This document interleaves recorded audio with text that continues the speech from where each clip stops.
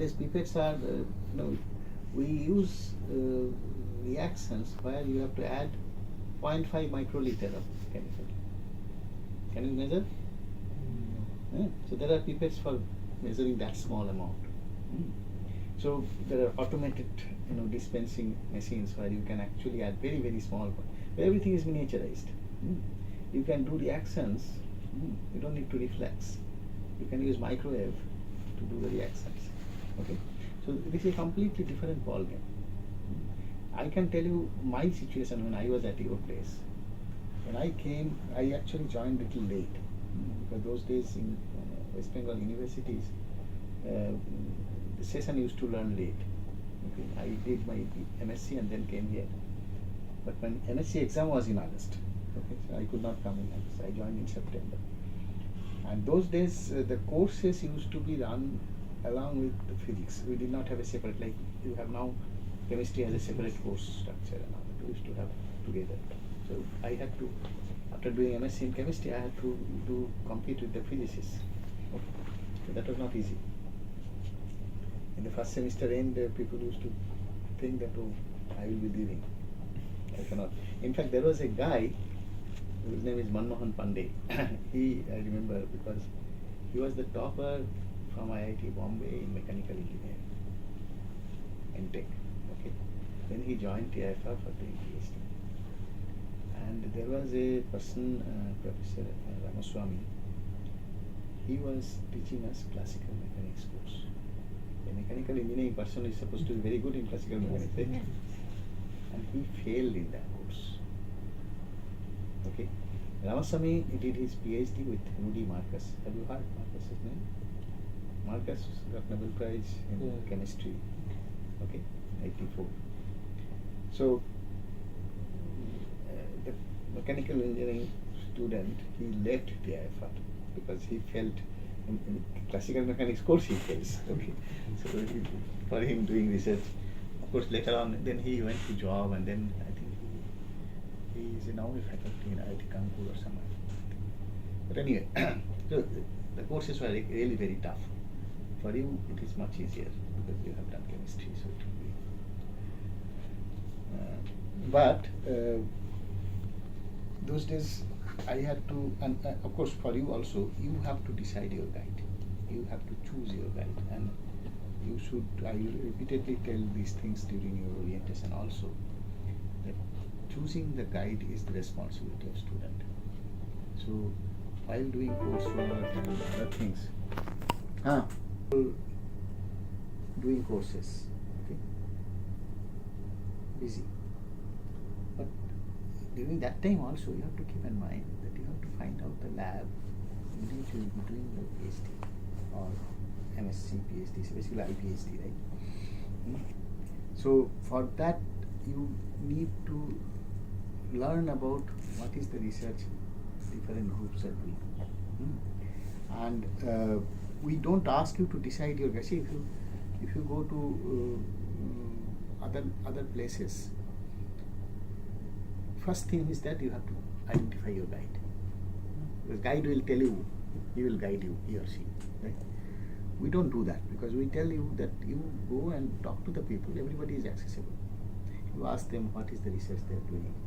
Tell them okay, you didn't understand. Again, you sort of ask them to explain in much more simpler terms. Okay, you might have many questions which you can ask and discuss with them, and convince yourself whether you really like that area or not. Sometimes what happens, there are your seniors are there, and seniors will tell you, oh, this is the guy who is very good, so you want to think. But later on, when you join that person, you realize that, okay, he's very good, he's fantastic, he talks very nice, and he publishes in good journals. But I am not able to do these things. Different people have different mindset, different type of liking, different type of backgrounds. So it is you who has to find out the best match, okay, which your seniors or nobody else or friends cannot dictate. Okay, and that is a very, very serious job, and it is not a one-day job. So what we do, at the end of your first semester, we ask you to give some choices. because in the second semester you will be doing some projects and research projects. First semester, along with the courses, you will have some what they call it lab rotation. You will be spending some time in the different labs, and that is a time when you can also talk to the guide, talk to the student who are working in that lab, and get to understand that what is the type of thing they are doing, which will give you some bit of idea about the type of thing. If you join there, you will be doing. But you have to ask the guide point blank that, okay, if I join you, what is that you have in your mind? Is there something which you can give me? And then if the guide tells something, okay, this is the type of question I have in mind, so I want some student to work on that. Then you can possibly think about that, whether you will be able to interest yourself to do that. So this is something which has to be a process which will take you quite some time.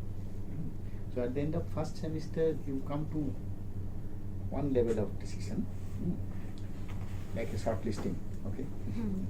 And then you choose some guides, give the names to Deepa, is the convener of the subject board, to do project. So in one next year, second semester, you do, along with the courses, you will do 2 projects. So that project actually will give you a little bit more in-depth idea about what is the research these people are doing, which will help you to zero on the group where you want to do the research. So at the end of second semester, we ask you to give a choice for your PhD guide. Then of course, the guide also has to agree that, okay, I want to take this person. If there are 2 students wants to join one guide, we always ask the guide to choose one of them. Because if there are many guides, then we would like to see that all guides get students, because the students are very, very important members of the academic program. So if this student is not there, the research program will not run. I might have fantastic ideas, but nobody is there. Then things will not work.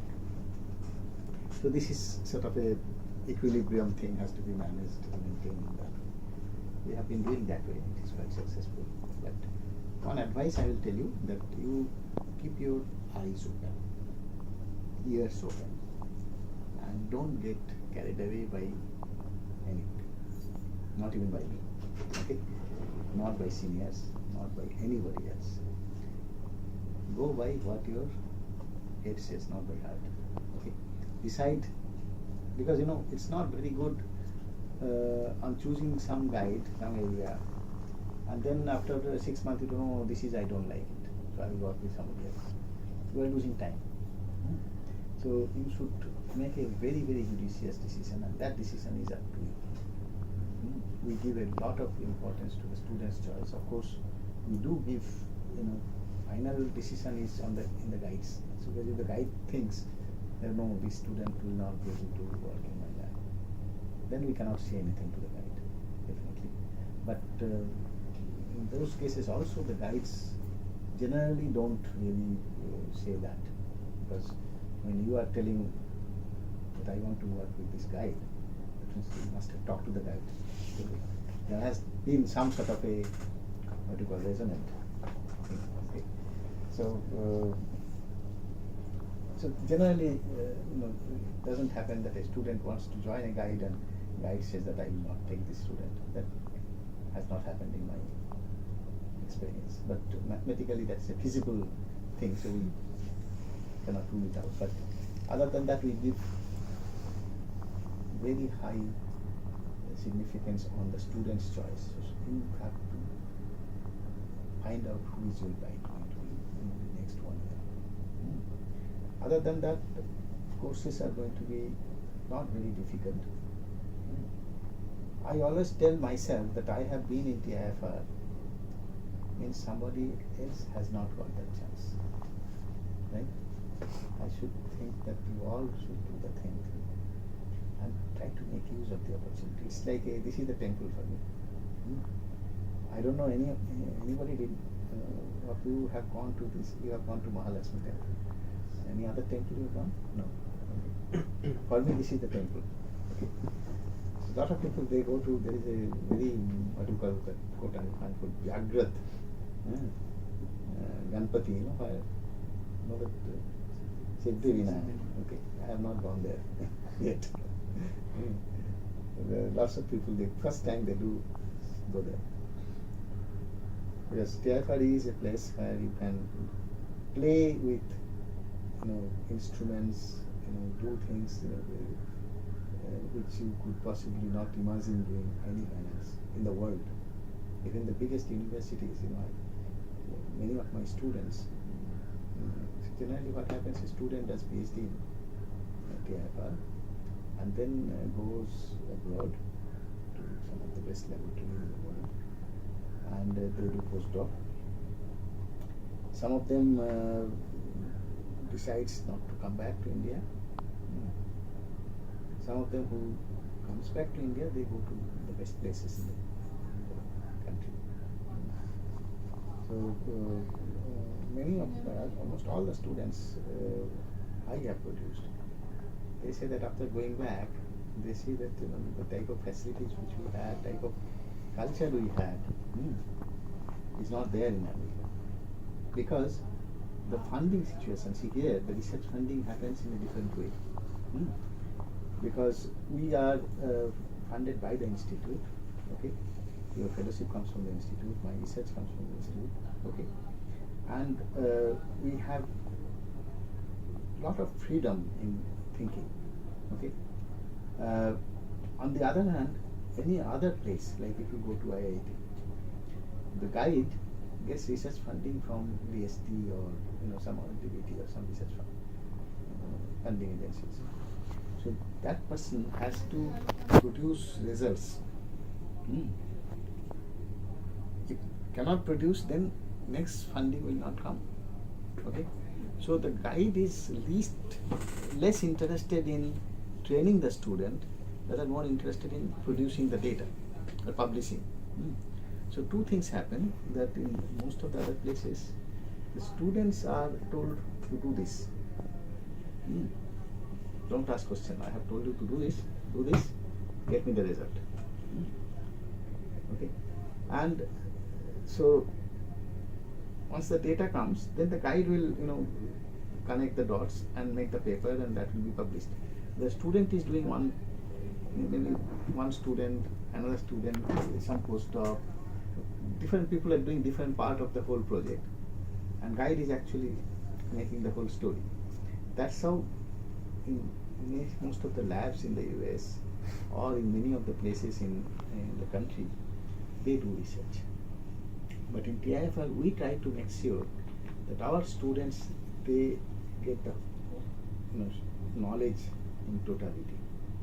So it is, unless you understand what you are doing, why you are doing it, you are not liable to do it.